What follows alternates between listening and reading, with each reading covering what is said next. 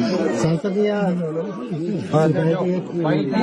शहीद हुए हैं, क्या कुछ करेगा? देखिए, हिमांशु जी जो मात्र 24 साल के थे, बीएसएफ के जवान थे।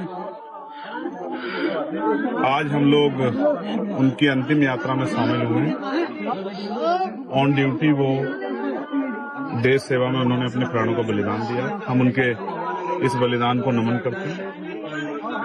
और जो परिवार है,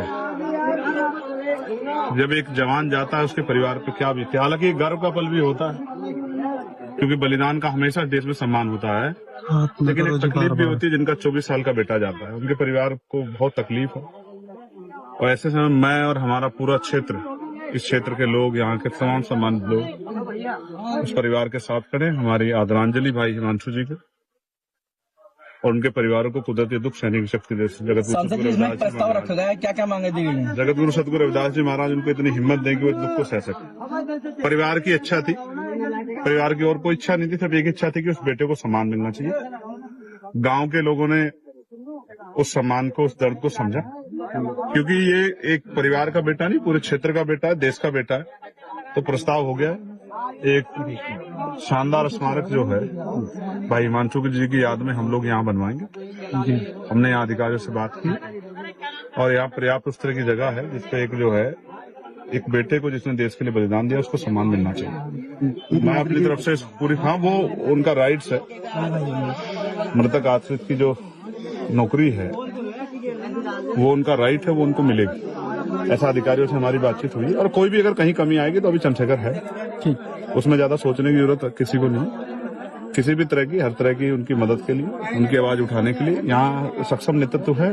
उनके आंसू नहीं बहेंगे, ये मेरा आप लोगों को विश्वास बात है। सरकार में इतना समय हो गया, लेट हो गया, क्या वजह है? लेट ये हुआ कि कुछ मिसअंडरस्टैंडिंग थी, उसमें थोड़ा समय लगा। हालांकि बाद में सब लोगों ने उस पर सहमति जाहिर की, अधिकारियों ने भी। मैं अधिकारियों का भी धन्यवाद करूंगा।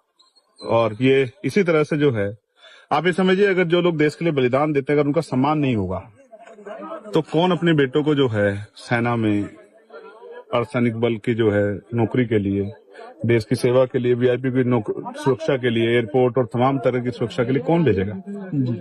तो हमें समझना पड़ेगा कि बलिदान का सम्मान होना चाहिए। और ये किसी जाति के मोहताज नहीं है, किसी धर्म के नहीं। जाति धर्म से ऊपर उठ जाता है जब आदमी जो है देश के लिए नौकरी करता है, देश की सेवा के लिए बलिदान देने के लिए घर से निकलता है। और मैं इस परिवार को भी, उसकी हिम्मत को, इस परिवार की मैं बधाई देता हूँ। इस परिवार की हिम्मत को भी मैं बधाई देता हूँ और क्षेत्र के जिम्मेदार लोगों को भी बधाई देता हूँ कि उन्होंने इस शौर्य को जिस तरह से जो है अपने दिल में जगह दी है। और ये हिमांशु जी अब अमर हो गए। जब तक इतिहास रहेगा इस गांव का, इस क्षेत्र का, हिमांशु जी हमारे दिलों में जिंदा रहेंगे। और मैं फिर दोबारा से प्रार्थना करता हूँ कुदरत से कि उनके भाई जो उनसे बड़े हैं, भाई केशव जी, हमारे यहाँ के प्रधान जी, सब लोग उनके दर्द के साथ खड़े और उनके साथ खड़े रहे।